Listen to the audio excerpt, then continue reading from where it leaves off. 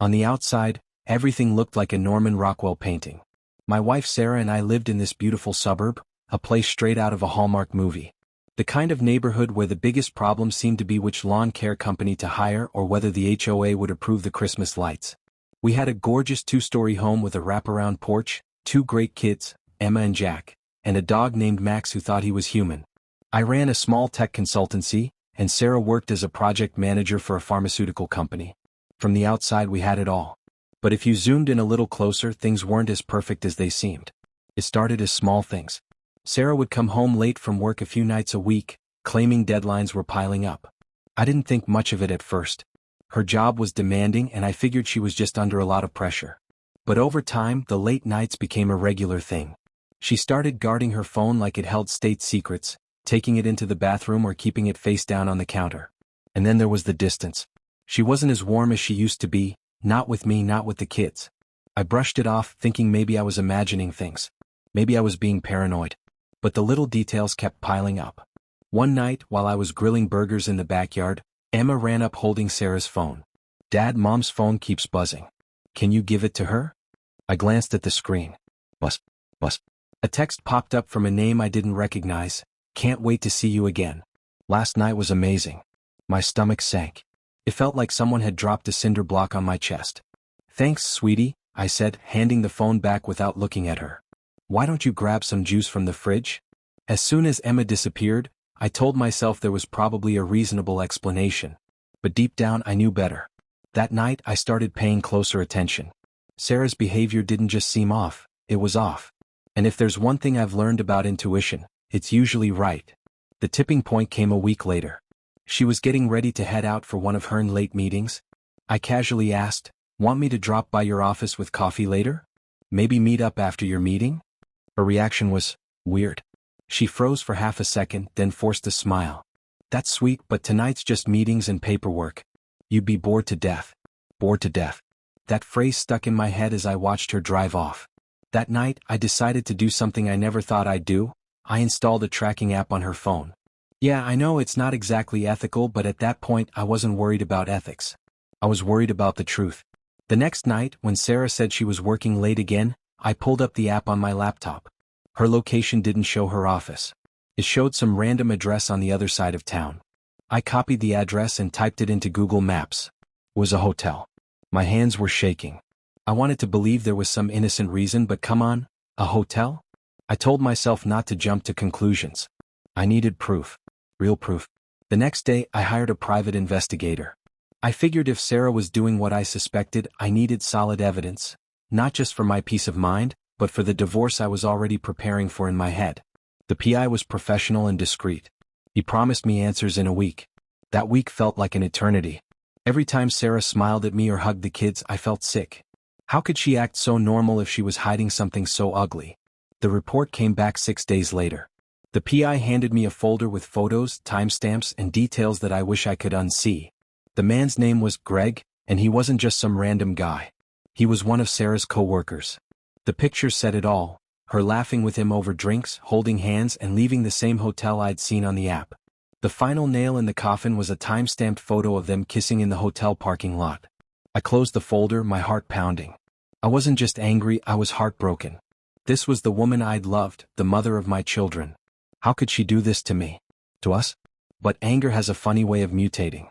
As I sat there in the silence of my office, my anger started morphing into something else: determination. If Sarah thought she could get away with this, she was sorely mistaken. I wasn't going to yell. I wasn't going to cry. I wasn't going to confront her in some dramatic soap opera scene. No, I was going to hit back in a way she'd never see coming. Game on, Sarah. Once I had the proof, my first instinct was to storm into the kitchen and confront Sarah right then and there. But no, giving her that satisfaction wasn't an option. I wasn't going to let her turn this into some sob story about mistakes and feelings. She'd lose the argument, sure, but I'd still lose my dignity. I sat in my office, staring at that damn folder, the proof of her betrayal staring back at me. That's when it hit me. I didn't just want to end this marriage. I wanted to make a statement. Not just for me, but for anyone who's ever been betrayed by the person they trusted most. And if I could do it with a little humor? Even better. That night I started planning. I had 3 goals in mind. Expose Sarah for what she did, but without looking like the crazy ex. Keep the kids as far away from this mess as possible. Walk away with my dignity and my sense of humor intact. The first part of my plan came to me while I was flipping through channels and landed on a rerun of Mad Men. Don Draper, the king of advertising. He knew how to send a message loud and clear. That's when I thought of the billboard. I called a local advertising company the next morning. The guy on the phone, a chipper salesman named Rick, asked about my campaign. "Well, Rick, I'm looking for something personal," I said. "Personal is our specialty," he replied, clearly fishing for details. "I'm going through a divorce," I told him bluntly. "And I want the whole town to know it in a way they'll never forget." There was a pause. Then he laughed nervously. Okay. What exactly do you have in mind?" "I want a billboard that says, 'Thanks, Sarah, for teaching me about honesty and loyalty. Can't wait for our divorce. Love, Tom.'" The silence on the other end lasted a beat too long. "Are you serious?" "Dead serious," I said. "Can you make it happen?" Rick cleared his throat. Yeah. We can do that. But, there are legal things to consider. We can't use her photo or name without consent. Don't worry about that. Just the text and maybe some stock art. Make it look classy." Classy. Right.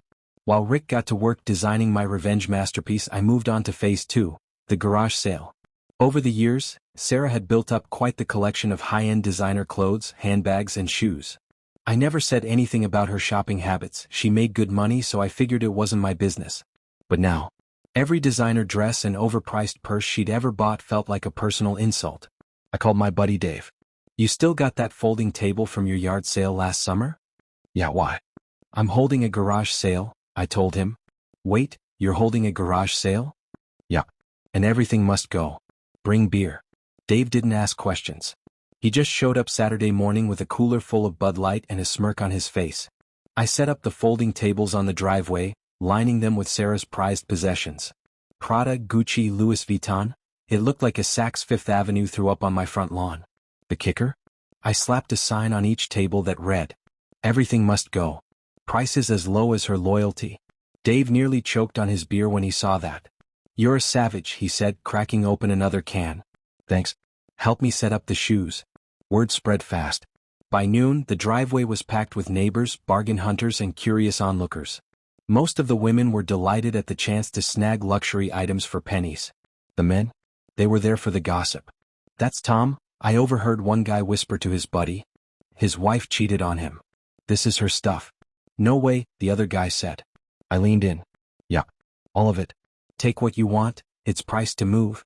The wives left with bags full of Sarah's stuff, and the husbands left with knowing grins and pats on my back. By the end of the day, I'd made a decent chunk of change and emptied half the garage. Phase 3 was the piece de resistance. I wanted Sarah's betrayal to be a public spectacle, not just a neighborhood whisper. So, I decided to make a video. I borrowed Dave's GoPro and sat down in my office, the folder of evidence next to me. "Hi everyone," I began, speaking directly to the camera. "My name's Tom, and today I want to tell you a story about love, betrayal, and a little thing called karma." I kept it light and funny, relatable but cutting. I didn't name names or throw insults. Instead, I let the facts speak for themselves. I even held up the calendar I'd annotated with Sarah's business trips, complete with little hearts on the weekends she spent with Greg. "Pro tip," I said, holding it up to the camera. "If you're going to cheat on your spouse, maybe don't mark your trysts on a shared calendar." By the time I finished editing the video and posted it online, I was laughing so hard I forgot to feel bitter. A few days later, the billboard went up. There it was, towering over Main Street in all its sarcastic glory. "Thanks for everything, Sarah.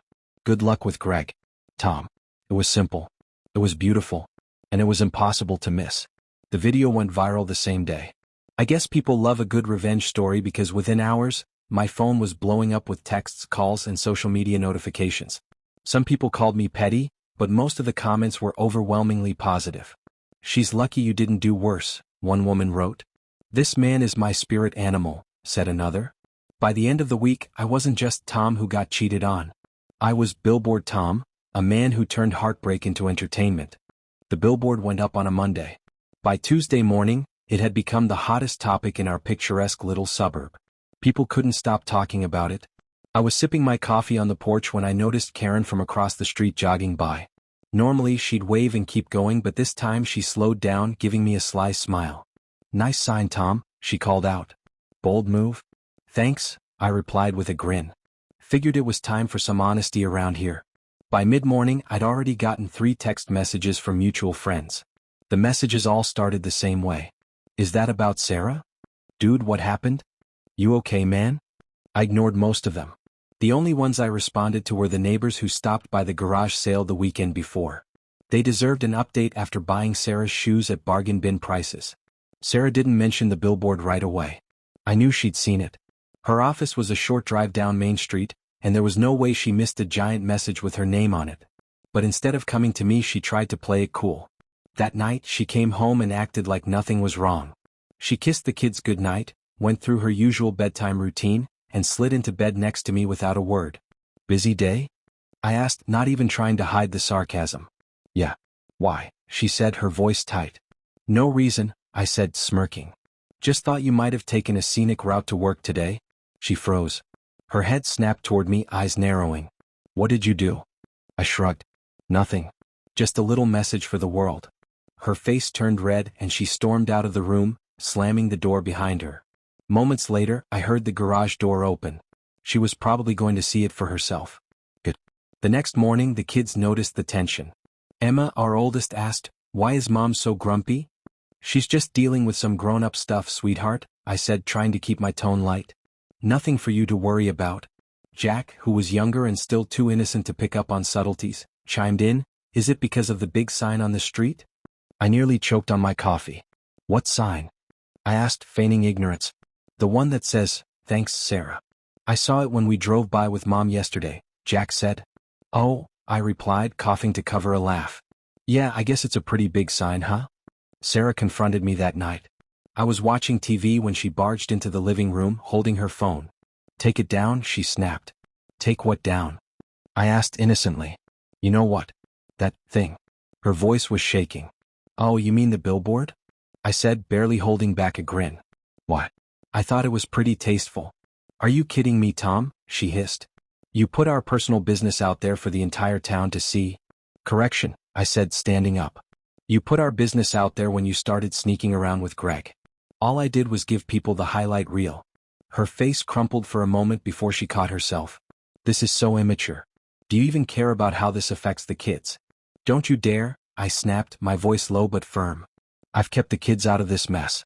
Can you say the same?" She opened her mouth to argue but thought better of it. Instead, she stormed out of the house again, slamming the door behind her. Over the next few days, Sarah tried damage control.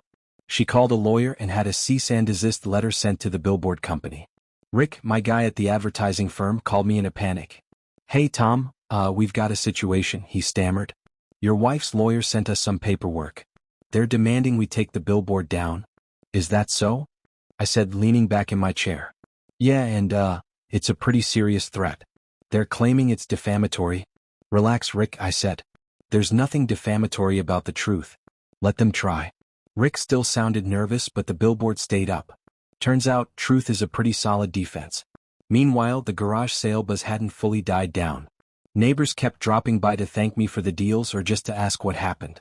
"You okay, man?" my neighbor Pete asked one evening. "Better than ever," I said. "Why?" "Well, Sarah stopped by our place yesterday," he said, scratching the back of his neck. She wasn't too happy. Said you're airing dirty laundry?" I laughed. "Did she also tell you she's been airing it at the Holiday Inn with Greg?" Pete's eyes widened. "Damn, Tom. That's brutal." "Sometimes the truth hurts," I said, shrugging. Then came the video. If the billboard was the local headline, the video was the viral sensation. Within days, my little story had spread far beyond our town. News outlets picked it up. People started tagging me in comments like, "This guy is a legend." Petty? Maybe. Hilarious? Absolutely. Sarah deserves everything coming to her. Even some minor celebrities shared it. A stand-up comic retweeted the video with the caption, "This guy's sense of humor is sharper than my set." I wasn't prepared for the attention. Strangers started messaging me, sharing their own stories of betrayal or just cheering me on. It felt surreal. Sarah, on the other hand, wasn't handling the spotlight as well. She stopped going to work for a few days, probably embarrassed by the whispers and side eyes from her coworkers. One evening, I heard her crying in the guest room. For a moment, I felt a pang of guilt. But then I remembered the pictures of her and Greg, laughing, holding hands, looking like they didn't have a care in the world. This wasn't about revenge anymore. It was about reclaiming my life. And I wasn't done yet. After Sarah's teary meltdown in the guest room, I figured she'd either come to her senses or double down on her victim act. Unsurprisingly, she went with the latter. A couple of days later, I got a call from Rachel, my lawyer.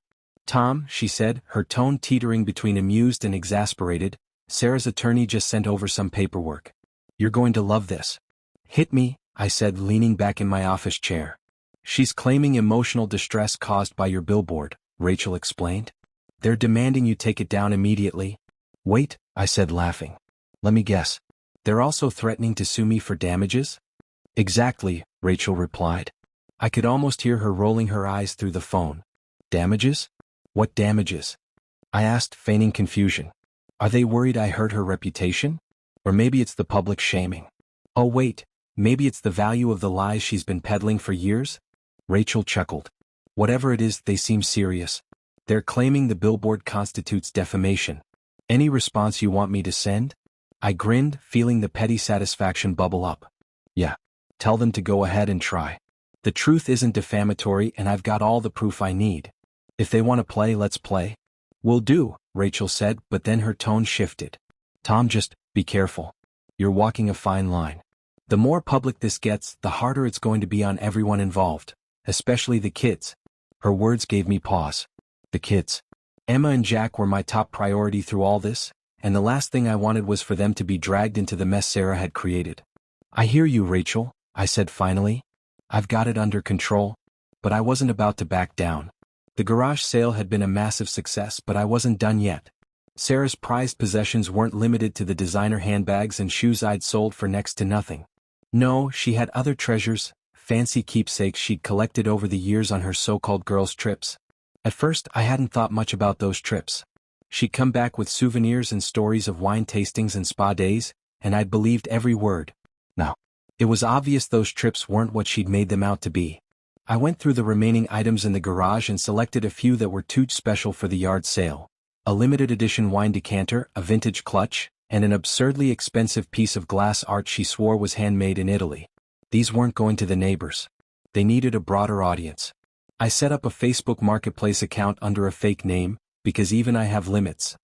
With each item, I wrote captions that were as petty as they were hilarious. Limited edition clutch. Barely used except for sneaking into hotels, $50 OBO. Wine decanter. Holds 750 milliliters of Cabernet and broken promises, $100. Glass art. Beautiful but fragile, like trust, $75. I uploaded the listings late at night, expecting a few curious clicks. By morning, my phone was blowing up with notifications. People weren't just buying, they were sharing the posts, commenting, and sending me messages. Some of the comments were priceless. "This is spicy. Who hurt you, bro? Are these real, or is this just a performance art piece? I don't need the wine decanter, but can we grab a drink and talk about it?" Within days, everything sold. And the best part? Sarah didn't even notice the missing items. She was too busy dealing with the fallout from the billboard and my viral video. Speaking of the video, it had taken on a life of its own. What had started as a cathartic way to tell my side of the story was now a full-blown internet sensation. News outlets were reaching out for interviews, and I'd even gotten a voicemail from a producer at Good Morning America. One night, as I scrolled through the comments, an idea began to take shape. If people love this story so much, I thought, why not make it bigger? I opened my laptop and started typing. Every raw detail, every petty victory, every gut-wrenching betrayal went into what I decided to call Betrayal for Beginners, How to Turn Heartbreak into Payback. The words flowed easily, fueled by a mix of anger and dark humor. It was equal parts therapy and performance art, and by the time I reached the first draft's halfway point, I knew I had something special. But the real piece de resistance came when I remembered our shared calendar. The one where Sarah had so helpfully marked her business trips. At the time, I hadn't thought twice about the little hearts she'd added next to the dates. Now they made me want to laugh and scream at the same time. I printed out a month's worth of calendar entries, highlighting each business trip in bold red ink. Then I mailed a copy to Greg's wife. "Before you judge me too harshly, hear me out." She deserved to know. I'd been in the dark for months, maybe years, and I wouldn't wish that kind of betrayal on anyone. I didn't include a note or anything dramatic, just the calendar pages. The dates and locations spoke for themselves. It didn't take long for the fallout to hit. A week later, Sarah stormed into the house, her face a mix of rage and panic. "You sent Greg's wife the calendar?" she shouted, her voice cracking. I glanced up from my laptop. "Good evening to you too, Sarah. Do you have any idea what you've done?" she demanded, waving her phone in my face. "She's threatening to leave him. She's talking about taking the kids and moving out." "Oh no," I said, my voice dripping with sarcasm. "How terrible. Imagine facing the consequences of your actions." Sarah's face turned bright red, and for a moment, I thought she might throw her phone at me. Instead, she turned on her heel and stormed out, slamming the door behind her. By the end of the month, Greg's wife had filed for divorce. She packed up their 2 kids and moved back to her hometown, leaving Greg with nothing but a pile of paperwork and a ruined reputation. Meanwhile, my video hit 500,000 views and my inbox was flooded with messages. One email stood out. It was from a publishing agent who'd seen the video. "Hi Tom," it began. "Loved your story. Have you ever thought about turning it into a book? Let's talk." I stared at the screen, grinning. Things were about to get even more interesting. The day the publishing agent emailed me was the day everything shifted from petty revenge to something much larger. My little saga wasn't just about Sarah and me anymore. It had become a story people could relate to. Strangers were reaching out, sharing their own experiences with betrayal. Some thanked me for giving them a laugh during tough times. Others wanted advice on how to handle their own messy breakups. And then there were the haters. I'll admit, not everyone was a fan of my billboard or my viral video. Some called me petty, immature, even cruel. "How could you drag Sarah through the mud like this?" one commenter wrote. "You're just proving you're no better than her." That one stung, until I remembered the photos of her and Greg, the lies, the gaslighting. No, I wasn't the villain here. I was just the guy who decided not to roll over and take it. That night, I responded to the email from the publishing agent. Her name was Dana, and she worked for a mid-sized publishing house known for humorous memoirs. "Hi Dana," I wrote. "Funny you should mention a book. I've already started drafting one. Let me know what you need from me and we'll go from there." She replied within the hour, excitedly asking for a sample chapter. I stayed up late polishing the first few pages, making sure they were just the right mix of wit and raw emotion. The next morning I hit send. While waiting for Dana's feedback, I threw myself into the day-to-day grind of single dad life. Sarah was still living in the house, but we were more like awkward roommates than a married couple. She spent most of her time in the guest room or out of the house entirely, probably trying to avoid the stares and whispers she'd earned herself. The kids, bless their hearts, were the real heroes. Emma, my 11-year-old, had inherited my sense of humor and could always make me laugh even on the worst days. Jack, who was only 7, didn't fully understand what was going on, but he clung to me like I was his anchor in a storm. One night, while I was helping Jack with his homework, Emma sat at the kitchen counter, doodling in her notebook. "Dad," she said, not looking up, "are you and Mom going to get divorced?" The question hit me like a punch to the gut. I set down Jack's math worksheet and walked over to her. "Why do you ask, kiddo?" I said, keeping my voice steady. She shrugged, still doodling. "I heard Mom on the phone with Aunt Becky. She said you're making everything difficult." I took a deep breath, trying to decide how much to say. "Your mom and I are figuring things out," I said finally. "But no matter what happens, you and Jack are our top priority. That's not going to change." Emma nodded, her pencil pausing mid-sketch. "Okay. I just wanted to know." A few days later, I got a call from Dana. "Tom," she said, her voice brimming with excitement, "the sample chapter is fantastic. We want to move forward." My heart skipped a beat. "You're serious?" "Absolutely," she said. "The humor, the relatability, it's perfect. This could really resonate with people." We spent the next hour discussing contracts, deadlines, and promotional plans. By the time I hung up, I felt like I was floating. For the first time since Sarah's betrayal, I wasn't just reacting to what she'd done, I was building something of my own. As the book started taking shape, I kept an eye on Sarah's increasingly frantic attempts to control the damage. After Greg's wife filed for divorce, Sarah seemed to realize that her affair wasn't just a private mistake, it was a public spectacle. One afternoon I caught her on the phone, pacing the backyard. "I don't know what to do, Greg," she hissed, her voice carrying through the open window. "Everyone's talking about us. My boss called me into his office today and asked if everything was okay at home." I smirked, leaning against the counter. Welcome to the consequences of your actions, I thought. But it wasn't just Sarah feeling the heat. Greg wasn't faring much better. Word around town was that his position at the pharmaceutical company was suddenly under review. Apparently, his boss didn't appreciate having one of their senior employees become the poster child for infidelity. One evening, Sarah came home looking more stressed than ever. She cornered me in the kitchen while I was cleaning up after dinner. "We need to talk," she said, her arms crossed. "About what?" I asked, drying my hands on a dish towel. "This circus you've created," she snapped. "It's ruining both of our lives. Can't you just let it go?" I laughed, setting down the towel. "Let it go? Sarah, you blew up our marriage, humiliated me, and lied to my face for months. Now you're upset because people know the truth?" She flinched but quickly recovered. "You think you're so righteous," she said, her voice shaking. "But you're just as bad as I am." "Am I?" I asked, stepping closer. "Because last time I checked, I wasn't the one sneaking off to hotels with Greg. I wasn't the one lying to our kids. And I sure as hell wasn't the one who turned our marriage into a joke." She stared at me for a moment, her face a mix of anger and defeat. Then she turned and walked away. As Sarah's world crumbled, mine was starting to take off. The book was coming together faster than I'd expected, and Dana had already lined up a few publishers who were interested. Meanwhile, my video continued to rack up views, and my social media accounts were gaining followers by the thousands. One day as I scrolled through my inbox, a message caught my eye. It was from a woman named Lindsay who worked for a podcast production company. "Hi Tom," her message read. "We've been following your story and think it would make an amazing podcast. Let me know if you're interested." I stared at the screen, a slow grin spreading across my face. The idea of sharing my story in a whole new medium was tempting, especially if it meant reaching an even larger audience. For the first time in months, I felt like I was in control.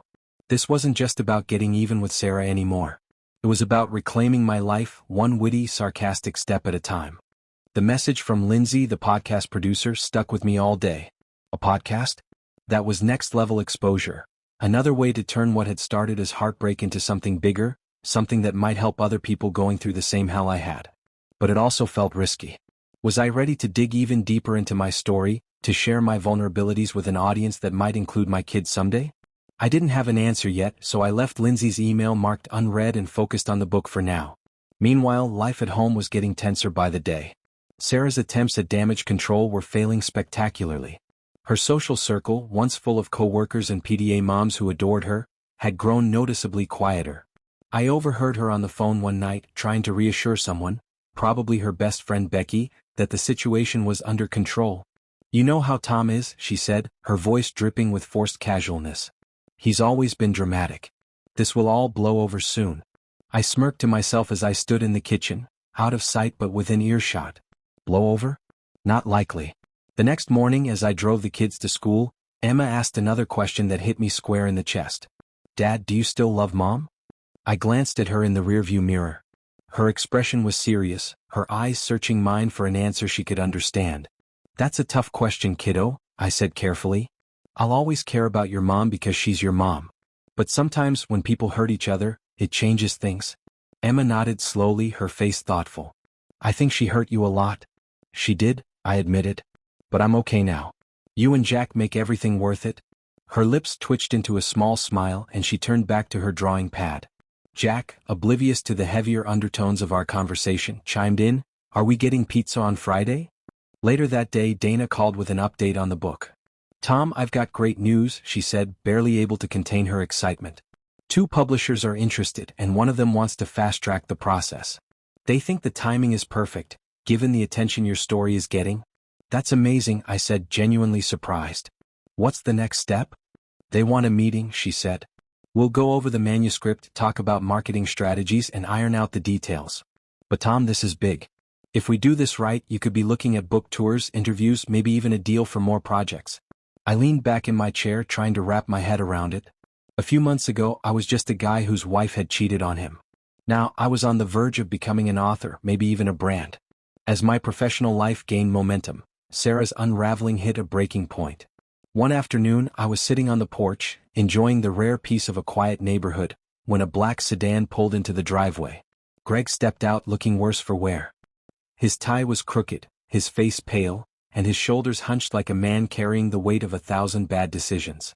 He walked up to the house, his eyes darting nervously around, probably checking for nosy neighbors. "What do you want, Greg?" I called out, not even bothering to stand. He froze, clearly not expecting me to be there. I need to talk to Sarah," he stammered. I leaned back in my chair, crossing my arms. She's not here. And even if she was, I'd advise against it. Haven't you done enough damage? Greg shifted uncomfortably, his face flushing. Look, I need to fix this. Fix what? I asked, my voice dripping with sarcasm. Your marriage? Your career? Or the dumpster fire you started in my life? He had no answer. Instead, he mumbled something about calling Sarah later and practically ran back to his car. I watched him drive away, feeling a strange mix of satisfaction and pity. Greg was a broken man, but unlike me, he brought it all on himself. That night, Sarah came home visibly upset. She barely said a word during dinner, and after the kids went to bed, she cornered me in the living room. Did you talk to Greg today? She demanded. He stopped by, I said, not looking up from the book I was reading. What did you say to him? Nothing he didn't already know, I replied. What? Did he run crying to you? She groaned, rubbing her temples. You're impossible. No, Sarah, I said, setting the book down and meeting her gaze. What's impossible is how you thought you could juggle 2 lives without dropping everything. But hey, congrats, you've officially dropped it all. She opened her mouth to argue but seemed to think better of it. Instead, she stormed off to the guest room, slamming the door behind her. The podcast idea had been simmering in the back of my mind for days. Finally, I replied to Lindsay's email, agreeing to a phone call. When we talked, her enthusiasm was contagious. Tom, your story has everything: drama, humor, relatability. People love this kind of raw honesty, she said. We could structure the podcast as a series, each episode focusing on a different stage of your experience. The marriage, the betrayal, the revenge, the aftermath. I hesitated, thinking of the kids. I don't want to do anything that could hurt Emma and Jack, I said. Of course, Lindsay said. We'll keep the focus on your perspective and stay respectful. It's your story after all. By the time we hung up, I felt a spark of excitement. Maybe this was the right move after all. The next day, I started drafting ideas for the podcast. Each episode would blend humor with honesty, giving listeners a front-row seat to the chaos of my life. But it wouldn't just be about my story. I wanted to include lessons I'd learned along the way. How to spot the red flags. How to stand up for yourself. How to move forward without losing your sense of humor. Because if there was one thing I'd learned through all of this, it was that laughter really was the best revenge. The podcast idea consumed me. It wasn't just about telling my story anymore, it was about giving others a voice. Over the weeks, Lindsay and I exchanged dozens of emails and phone calls, brainstorming everything from episode titles to guest ideas. This is going to be huge, Tom, Lindsay said during one late-night call. Your story is raw, funny, and relatable. But what really sets it apart is the way you've turned pain into power. People need that right now. Her confidence lit a fire in me. For the first time in a long time, I felt like I was building something meaningful, something bigger than Sarah's betrayal or my revenge.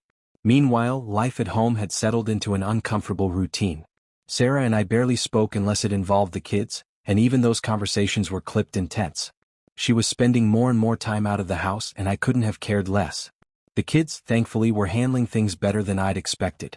Emma had started taking an interest in painting, filling the house with colorful canvases of flowers, sunsets, and abstract swirls.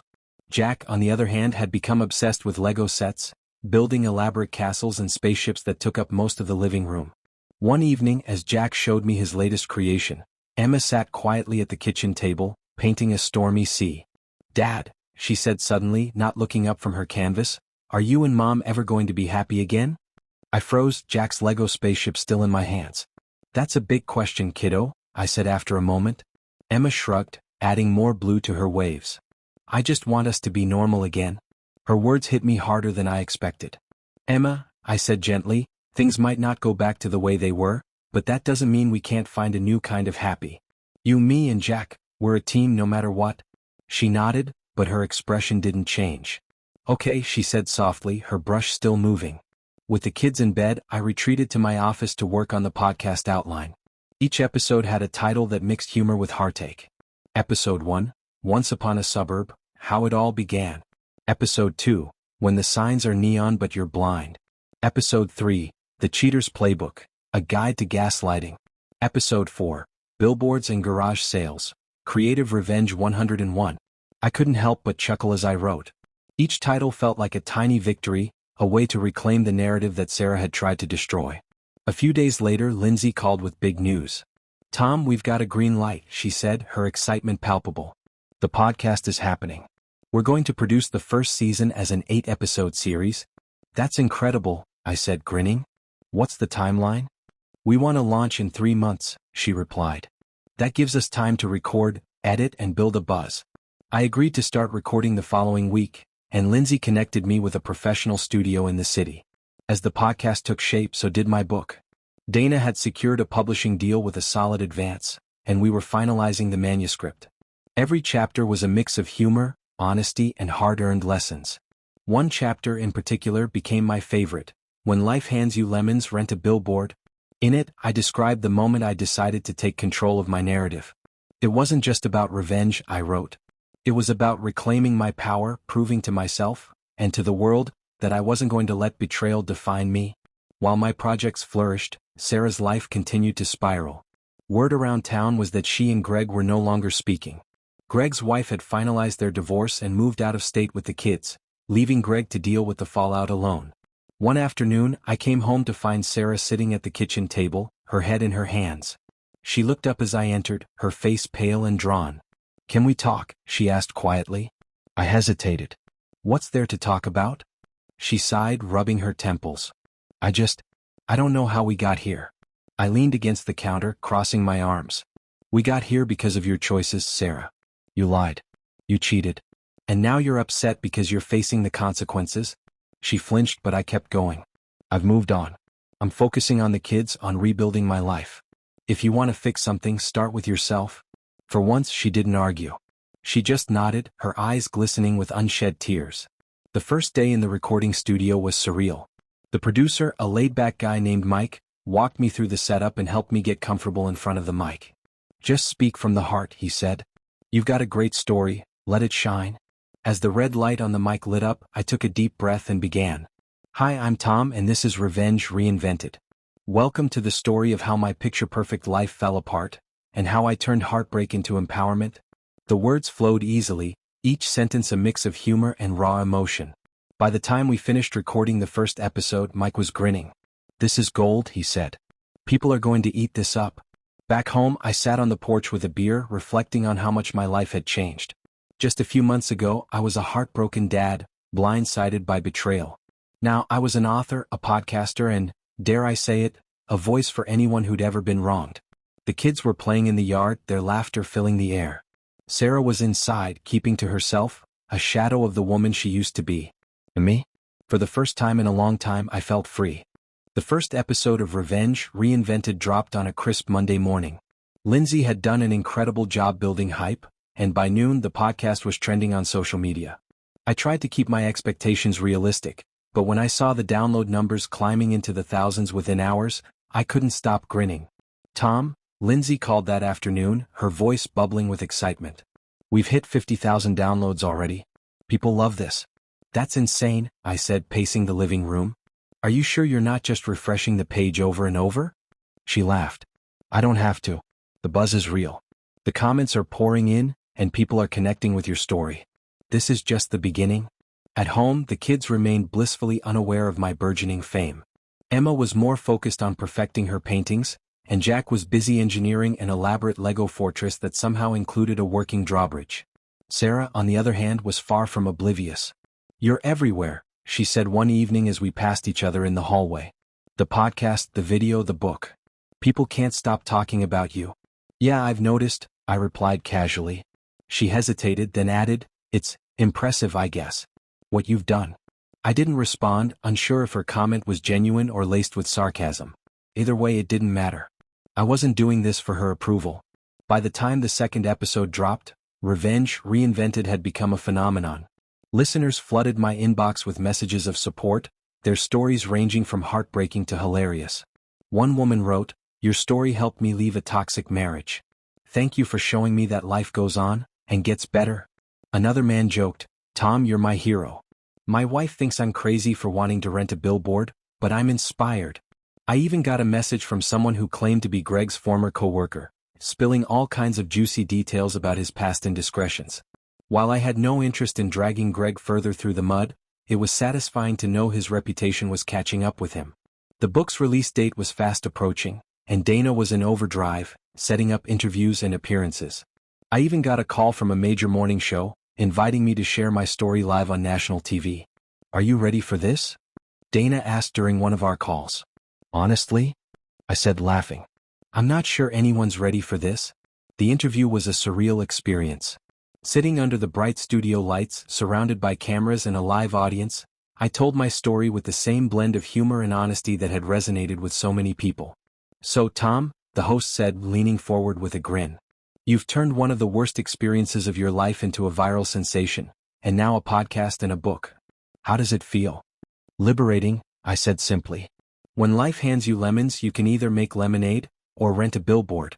The audience erupted in laughter, and I couldn't help but smile. Back home, life had shifted in subtle but significant ways. The kids were thriving, their laughter and creativity filling the house with an energy I hadn't realized I'd missed. Sarah had retreated into herself, spending most of her time out of the house or holed up in the guest room. We'd had a few civil conversations about the logistics of divorce, but for the most part, we avoided each other. One evening, as I was tucking Jack into bed, he asked a question that caught me off guard. "Dad, are you happy?" I paused, looking at his wide, curious eyes. "Yeah, buddy," I said after a moment. "I think I am." The divorce proceedings were surprisingly smooth. Rachel had done an excellent job preparing everything, and Sarah seemed resigned to the inevitability of it all. When the papers were finalized, I felt a strange mix of relief and sadness. Our marriage had started with so much hope, and now it was ending with signed documents and quiet goodbyes. Sarah moved out shortly after, finding an apartment across town. We worked out a co-parenting schedule that prioritized Emma and Jack, and to her credit, she stuck to it. For the kids' sake, I stayed cordial. But deep down, I knew I'd never truly forgive her. The day my book hit the shelves was surreal. I walked into a local bookstore and saw Betrayal for Beginners displayed prominently near the front, my name in bold letters across the cover. "Is that you?" the cashier asked, her eyes lighting up. "Yep, that's me," I said, feeling a mix of pride and disbelief. "Well, congratulations," she said, ringing up my copy. "I've heard great things about it." "Thanks," I said, smiling. "I hope you enjoy it." Months later, the podcast's first season had wrapped, the book was a bestseller, and I'd become a minor celebrity in the heartbreak and humor niche.